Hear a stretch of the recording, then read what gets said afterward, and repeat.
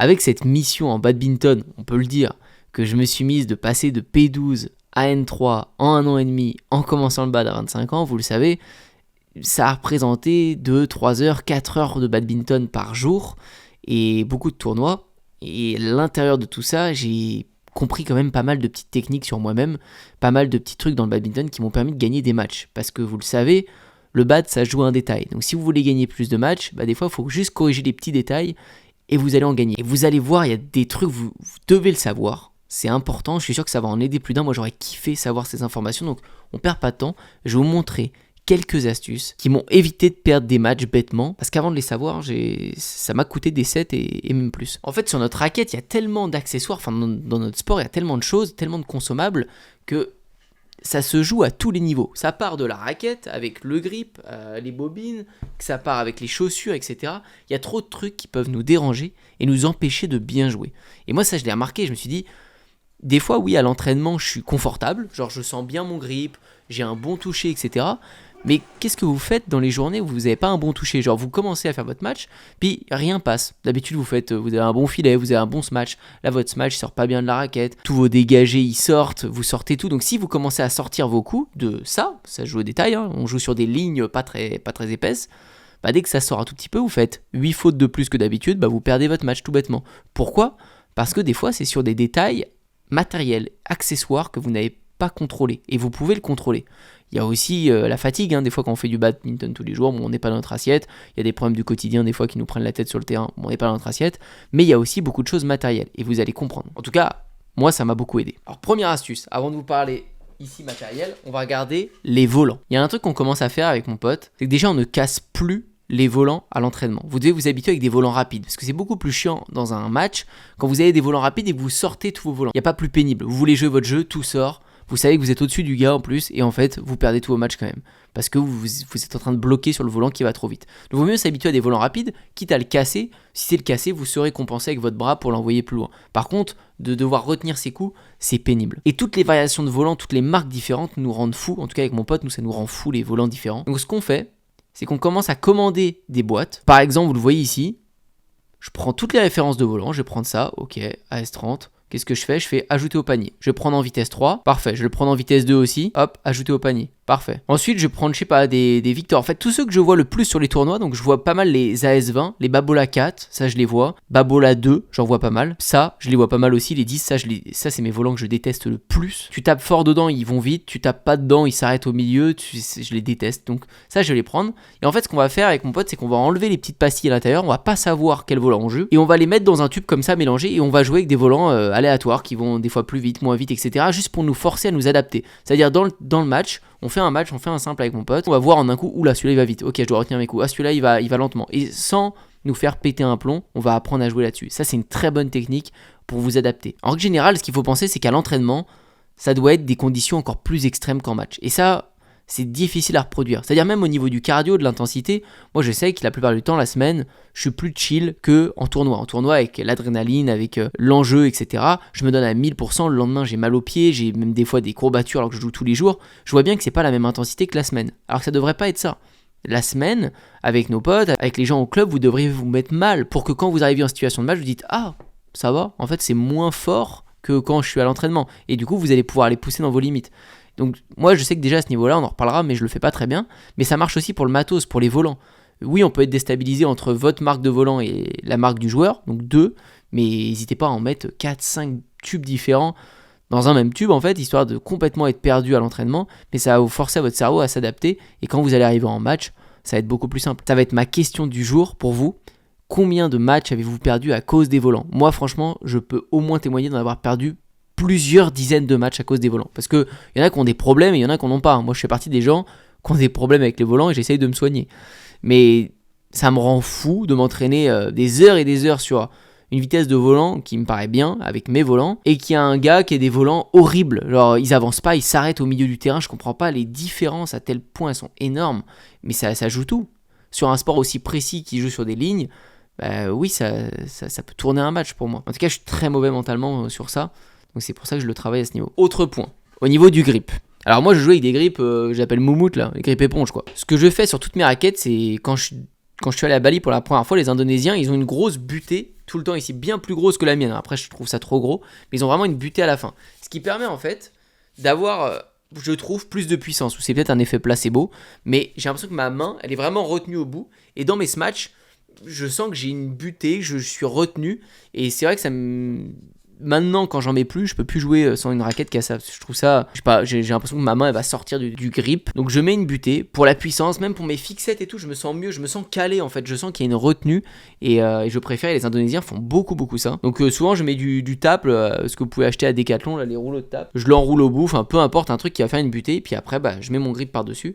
Et je trouve ça mieux. Alors ça, ce que je mets là, c'est quand, pareil, je vais dans les pays chauds, Indonésie ou autre.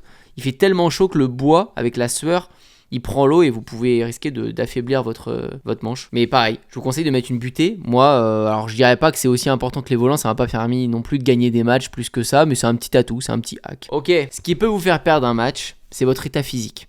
C'est-à-dire vos douleurs. Vous le savez, les pieds des badistes ne ressemblent à rien. Je vais vous mettre une vidéo là que j'ai vue de Léo. Je l'ai vu sur TikTok. Regardez les pieds d'un autre de ses potes, là, Amaury. Regardez l'état des pieds. Mais on a tous, enfin pour beaucoup, des pieds un peu vraisemblables, ou bon là ils sont un peu hardcore les siens, mais on a tous des pieds dégueulasses avec le bad, et des fois des douleurs qui nous empêchent de marcher. Moi ça m'arrivait plein de fois d'avoir des grosses décharges électriques, ou je sais pas, j'avais vraiment mal sous le pied après un match, mes pieds étaient rouges, ils étaient vraiment impactés par les matchs de la veille, et je pouvais rien faire, et souvent ça venait de mes semelles, et ça je l'ai compris il y a pas très longtemps. C'est-à-dire, sur une chaussure Yonex comme celle-là, semelle picot, vous vous souvenez, j'en ai déjà parlé dans une vidéo. Vous voyez la semelle avec les picots là, où il y a du relief en fait dessus. Ça, moi, c'est la raison de mes ampoules. Ça m'éclate le pied. Je sais pas pourquoi, mais ça me fait super mal. Maintenant, sur la même paire, dès que j'achète ces paires-là, j'enlève leur semelle picot et je mets une semelle lining ou j'en sais rien, mais une semelle plate. Alors, on dirait à la caméra qu'il y a des petits picots là, mais il y en a pas. Hein. C'est des tout petits points en fait, mais la semelle est vraiment plate. Il n'y a pas de relief en tout cas dessus. Et là, ça me fait rien. Je sais qu'il y en a dans les commentaires, vous m'aviez suggérer des semelles orthopédiques, ça peut être bien. Alors je sais pas, le truc c'est que les semelles elles se tuent hyper vite. J'y connais rien en semelles orthopédiques, j'en ai jamais fait faire, mais je me dis que ça coûte cher les semelles orthopédiques pour les tuer en fait comme ça. En fait elles vont finir défoncées en un mois ou même moins des fois à la fréquence à laquelle je joue. Donc est-ce que ça vaut vraiment le coup? Je sais pas, c'est ma question.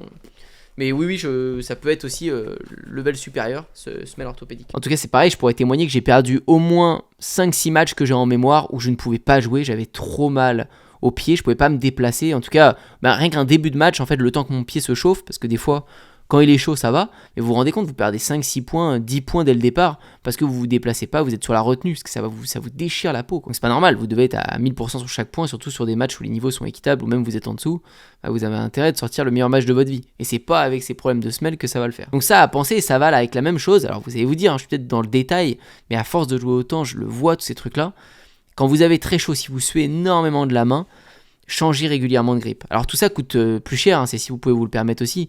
Mais là par exemple j'ai un grip méga usé. En vrai il est dur, il est raide, il a séché 1000 fois, il a pris la sueur.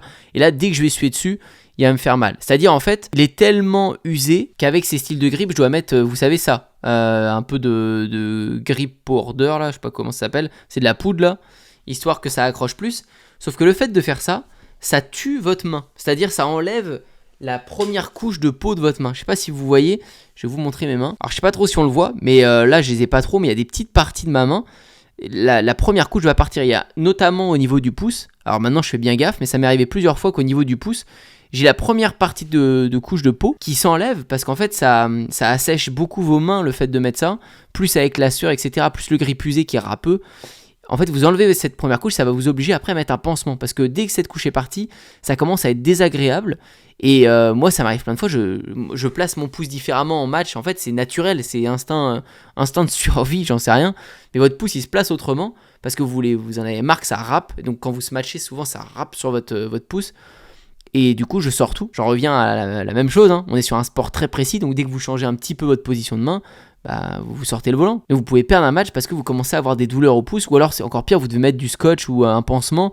C'est hyper gênant, il n'y a pas pire que ça. On n'a plus du tout le même toucher quand on est habitué à jouer sans. Donc prévenir de ça, et là j'en ai plus maintenant, c'est dès que mon grip commence à être un peu mouillé, trempé, que je le vois sur ma peau, je me dis oula c'est en train de tirer sur ma peau, direct je change de grip.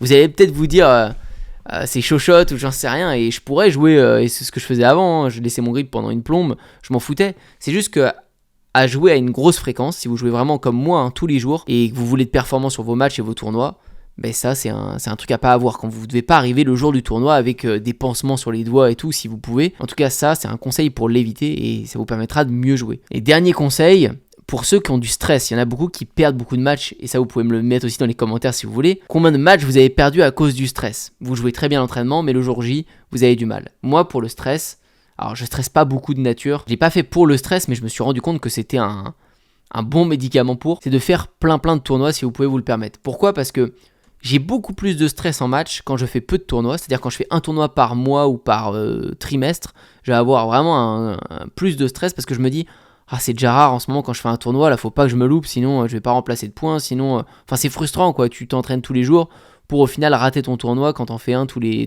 trimestres, c'est plus compliqué, tu te mets plus d'enjeux. Alors peut-être que tu vas mieux jouer, etc. C'est possible. Ceux qui vivent mal le stress vont plutôt gâcher leur match. Et donc moi pour ça, je réserve plein de tournois. Ce que j'avais fait au départ, vous voyez, 21 octobre, 22 octobre, 25 octobre, 5 novembre, 25 novembre, 3 décembre, 6 décembre, 10. Vous voyez, tous les 3-4 jours, enfin toutes les semaines, voire des fois même plus quand il y avait des tournois nocturnes au début, quand je pouvais en faire en D, je réservais un tournoi. Et donc ça fait que je me retrouve le samedi sur le terrain, je me dis, joue libéré Antoine, c'est ce qu'on veut que vous jouez libéré, c'est là où vous jouez le mieux. Je me disais, joue libéré, dans tous les cas, tu te loupes, t'en as un autre le week-end d'après, puis le week-end d'après, puis le week-end d'après. Donc la pression, elle redescend. C'est plus une occasion exceptionnelle de jouer. En tout cas, pour le début, ça m'a aidé. Par la suite, quand je suis arrivé en RN, je vous en parlerai, ça m'a pas aidé. Parce que quand le niveau était semblable et tout, c'est tellement d'énergie le tournoi, etc., qu'il faut arriver avec la dalle. Et on en reparlera, le fait de faire des tournois toutes les semaines, c'est compliqué d'arriver avec la dalle tout le temps. À moins que vous soyez dans un circuit où vous gagnez. On en reparlera, mais en tout cas au début, moi je sais que ça m'a enlevé le stress de multiplier les occasions où je faisais des tournois. Comme ça a annulé un peu cet effet exceptionnel du tournoi. Bon, il y en a plein d'autres en vérité, sur le cordage, sur encore le matériel, enfin il y a trop de trucs à expliquer tellement c'est un sport de détail le bad, mais c'est trop kiffant d'optimiser tout ça et c'est aussi propre à chacun. Moi je réagis différemment, il y en a ils vont peut-être me dire... Bon, ça me fait rien du tout avec les mains, moi j'ai pas ce problème là, par contre j'ai un autre problème, c'est avec les tendinites aux coudes et aux épaules. Bon, on est chacun différent, mais peut-être qu'il y en a qui vont s'identifier à mes problèmes et ça va pouvoir vous aider, vous faire gagner du temps, et je l'espère. Si ces conseils là vous ont plu, n'hésitez pas à liker, à vous abonner à la chaîne, ça montrera que vous voulez peut-être une partie 2 et je vous ferai ça. Je vous ai filmé plein de matchs, j'étais en Indonésie du coup pendant 15 jours, je viens de rentrer à l'instant et vous voyez sur les extraits, ça a été des gros matchs, c'était trop cool. Et donc tout ça, je vous le documenterai dans la nouvelle série qui sortira bientôt de N3 à N2, qui est le chemin actuel. Et ça va bientôt commencer cette série, mais on a aussi la série P12 à N3 à faire. Il y a plein de trucs à raconter sur cette chaîne. J'ai tellement de choses à vous dire. Je pourrais faire des podcasts, à me poser là avec des potes et parler de bad pendant des heures. Enfin, je pense que ça se voit, c'est un monde que j'adore. Et j'ai l'impression que j'ai trouvé des gens qui adorent ça aussi. Je pensais pas qu'on était aussi nombreux à kiffer ce sport. Mais ça fait plaisir parce que quand on se prend au jeu, vous le savez autant que moi, c'est un sport passionnant. Je vous dis à très bientôt pour une prochaine.